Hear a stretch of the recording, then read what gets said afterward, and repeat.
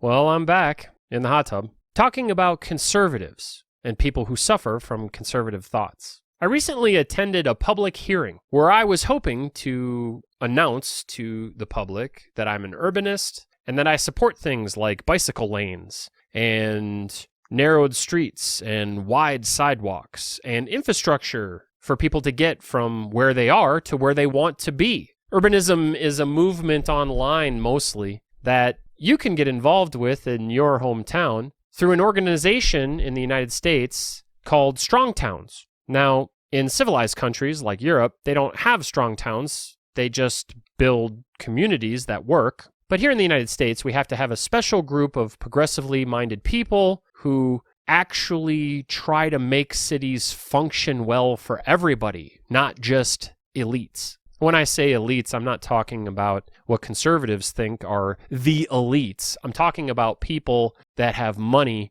and want to reap the benefits of an unjust system, mainly conservatives. So I'm at this public hearing, and I'm talking about how we need to have at least 4 different ways for you to get from your front door to the front door of wherever you're trying to get to. There should be adequate walking infrastructure. There should be ample biking infrastructure. There should be motor vehicle infrastructure that includes buses, and there should be train infrastructure. All 4 of those should be readily available to you, and you shouldn't have to check a schedule. You just walk out your front door, and a bus comes along. Maybe you have to walk a block or 2, but probably just a block, and then there's a bus, and it picks you up, or there's a train and it picks you up, or a trolley or a streetcar or whatever. Or the biking infrastructure is similar to, at least in North America, what we see for motor vehicles. It goes everywhere, separate from motor vehicles so that it's actually safe for bikers. And those paths can also be used for walking. Or you can, and I think probably you should, have separate walking paths as well that are separate from motor vehicles and distinct. This would make transportation adequate for everyone, available to everyone, safe for everyone, and frequent. Well, after I went on my tirade, the head of this public speaking thing, it was like one of the folks that works for the city of Denver who does these sort of neighborhood improvements, looked a little bit impressed, which I was very proud of. And then started talking about, okay, well, here's what we are going to do in this neighborhood. Now, I had actually met one of my friends at this public hearing, and she is, secular, and she claims to be a humanist, and she is very progressive, or thinks she is. And after the public servant finished their presentation about how they were going to improve this street in their neighborhood, they were going to add some bike lanes and get rid of some parking and widen the sidewalk and narrow the lanes to slow down traffic and so on. And they were going to increase busing frequency to get people to and from. My friend went to go vote. We all got a chance to vote. And it was essentially, it wasn't like a proper vote, but it was like a public hearing vote. It was like, here's a piece of paper, fill out what you think should be the best solution based on these options. And like I said, I had given my little speech or whatever. She didn't give a speech, but we were sitting there and we were filling out our pieces of paper, and I noticed that she was actually voting against this improvement, specifically the parking, but she was voting against it. She didn't want them to take away the parking. In fact, she wanted more parking, which if you know anything about urbanism, the more parking is not always the merrier. Now, I have a certain bend on this that you can come to understand and know through my other content. I publish a show called Urbanist Snark, where I get into all of urbanism and city design and planning, and you can go to YouTube and you can follow me there and understand my thoughts on urbanism. But generally speaking, when I go to these public hearings, I pick the most progressive option, which is the one that is the most change. It's always take away parking here and add biking there and increase transit frequency and so on.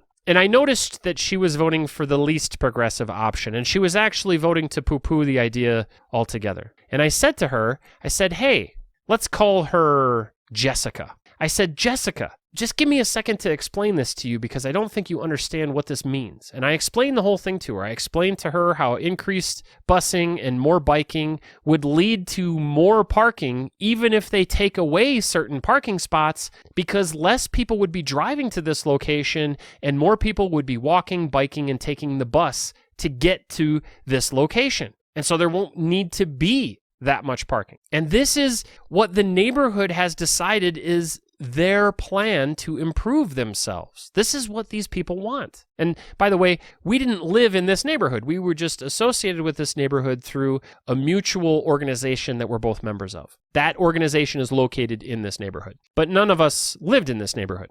And I was voting, of course, to improve the neighborhood as much as possible. And I was trying to explain to her how she should vote this way too. And what she did next just completely baffled and floored me. This self-proclaimed skeptic, humanist, secularist, who considers herself progressive, went into a racist and bigoted tirade, explaining to me that, why do you care about this neighborhood? She said, these are all just Catholics anyway. Most of them are Latino. And besides, we're probably not even going to be in this neighborhood in 5 years. And she was talking about the organization that we were all members of. But those were the reasons she gave me. She didn't talk about anything other than the fact that there were a lot of Catholic people in this neighborhood, that there were a lot of Latino people or Hispanic people in this neighborhood, and that we weren't even really going to be in this neighborhood, so so fuck them, essentially. I couldn't believe what I was hearing. How is this person considering themselves a humanist if they don't give a shit about humanity? I pushed back. I told her how ignorant I thought she was being. I couldn't believe that she was going into a racist tirade. I said all those things.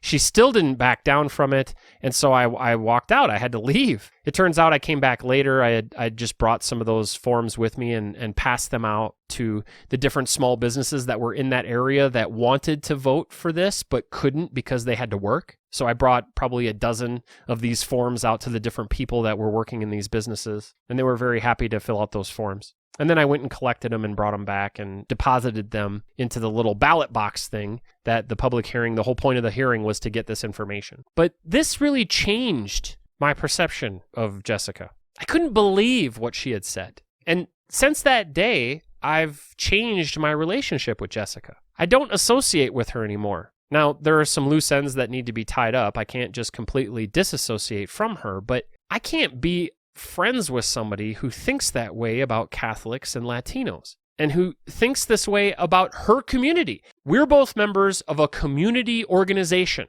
and apparently that organization and its members doesn't give a shit about the community. Now, I guess I'm the exception, but I'm probably not even going to be a member of that organization moving forward. She's one of the board members. Quite a few other board members were there as well, and they also took her side on this. Now, they didn't go into a racist tirade, but they had other issues with the taking away parking that they expressed. And I mean, boy, were they unwavering in their dedication to their bullshit. They had no idea what urbanism is or what progressivism is. They're definitely not humanists. But this is one of those examples that it's not a conservative person, but they're suffering from conservative thoughts. And this is suffering. If you're generally a progressive person, but you have racist thoughts and beliefs, or you just sort of don't care about certain groups in society or certain neighborhoods or certain communities, that's a suffering of some kind. And it's a conservative suffering. That's tribalistic. Now, the group that I'm associated with is a secular group, and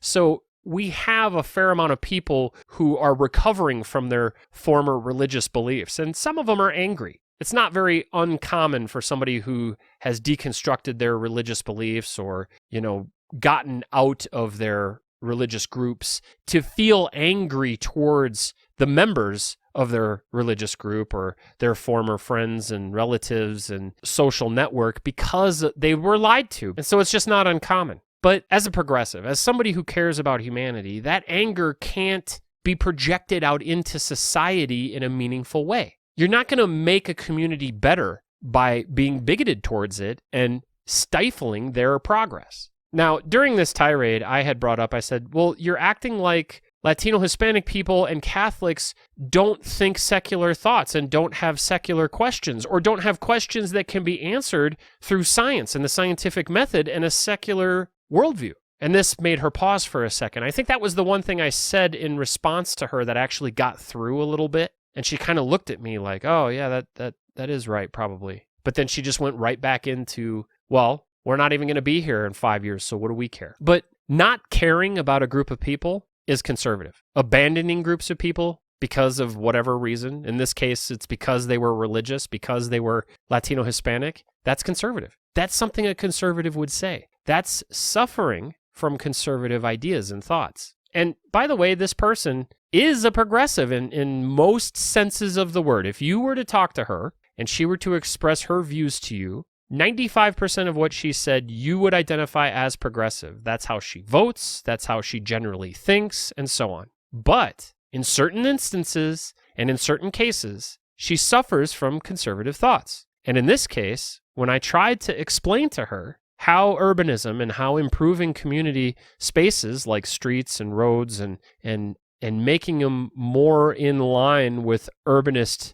worldview and the progressive urbanist movement makes the community a better place to be and would benefit her and benefit the organization that we are both members of that is in this community, it would benefit us as well. She went into this racist tirade. So she's very clearly suffering. And I've said it in other episodes and I'll say it again. At a certain age, you have to have dealt with these emotions and thoughts to the point where you are self-aware and you have to have a strategy for overcoming them. The people that live in the community where we went to this public hearing, it's not their problem that you're a bigot, but you're making it their problem by the way that you vote. Even if you're progressive, if you have some reason why you're poo-pooing the betterment of a community, you're not acting in a humane way. And that's very conservative. Now that leads me to my conclusion for this episode. And I'm going to end this episode with a question. Should you continue to be friends with people who suffer from conservative thoughts or who are in fact conservatives? And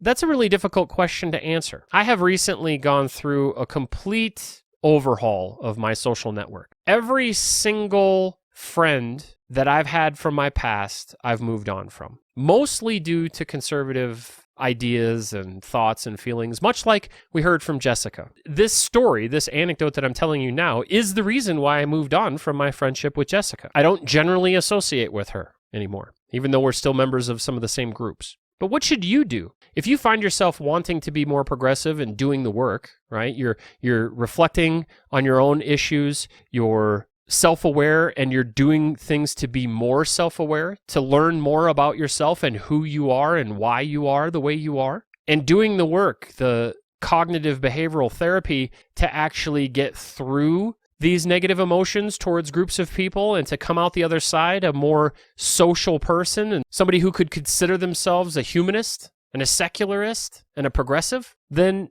you have to ask yourself, how many people like this do you want in your life? How many, for instance, people who think capital punishment is a viable solution to society's problems? Or how many people who would throw Latino, Hispanic Catholics under the bus seemingly just out of spite? Or how many people who are just completely scientifically illiterate and think, they can just make up answers to questions, right? I mean, it wasn't that long ago that I was talking to Mario, who thought he had his own, he could just tell his own story about how the Big Bang occurred and what happened at the beginning of all time and space. Now, he never got into his answer. I suspect it was a Christian answer, but how many of those kinds of people do you want in your life? I mean, how much bullshit are you willing to go through? And how useful are these folks? Can you really take the advice of somebody who has these conservative thoughts and who thinks in this inhumane way? Is it really safe to bring your problems to them and see what they think you should do? And then how long before they throw you under the bus? How long before you're mistreated?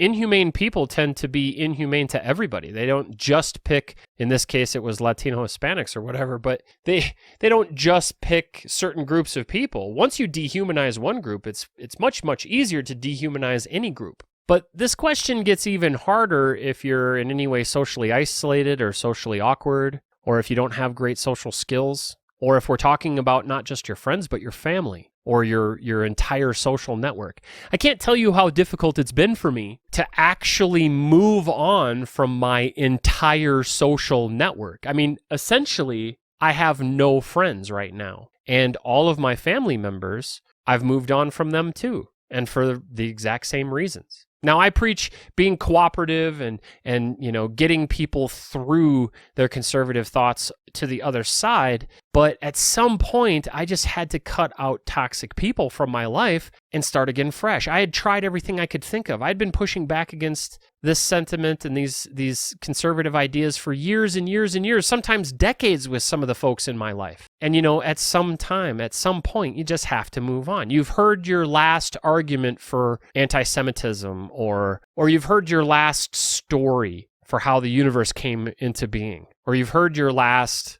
inhumane thing spoken. You've heard your last hate speech. So what do you do? So do you move on, or do you stay in the pocket and try to convince people, try to educate people, try to encourage people to be humane? I don't know the answer to that exactly. I know what I did. Like I said, I moved on. I moved on from all my friends, and I'm now seeking out more friends, different friends. Now, I don't have a lot of social inadequacies, so I'm pretty socially smooth, or I'm pretty socially apt. So I'm able to make friends relatively easily. But I got to be honest with you, it's been really hard because most people, most of the time, don't want any new friends. They want acquaintances at best. And this is going to sound weird maybe to some of you, but almost nobody wants to be friends with a 40-something man. If you're a 40-something man, most people just assume you're creepy no matter what you're like, no matter what you do, no matter what you say. You fit the description of everything wrong with the world right now, and so you're probably not going to get anywhere. Now, I generally don't get treated like I'm creepy. People are still quite gracious for the most part, but it is going to be difficult once you move on, if you decide to move on. And again, I can't tell you what the answer is. I chose to move on for reasons that seemed very clear to me. And for the most part, to be quite fair and honest, the people in my life also moved on. They either identified themselves as not really my friends, or not wanting to remain friends, or in some cases, it had nothing to do with me. They just had more things in their life than they could handle. Their kids were getting of the right age where they needed their attention more often. Their husbands and wives needed their attention. Their other family members needed their attention. And they weren't willing to maintain a friendship with me. So a lot of people self-identified that I should just move on from them. Now, other people lost their minds to the QAnon cult and became insane with right-wing nonsense and conservatism and bloodlust. And still other people were just mean and cruel. And I was sick of it. I was done being friends with people that were like that. But what is the answer? I mean, when I moved on from all of my family members, that was largely just due to indifference from them. And the very few people that I still associate with from my family, they're not really that important to me right now because they don't seem to want to be. They don't seem to want to be a part of my life. Like I said, it's mostly indifference. Now, there are some abusive people still in my life that I'm trying to get rid of, but it's not as easy when it's your family.